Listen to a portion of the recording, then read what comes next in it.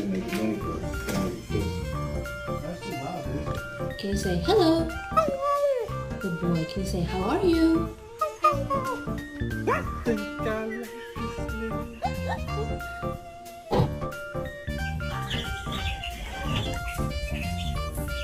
When you applied for the babysitting gig, got rejected. Those your babies? Hi, Teddy. You love those babies.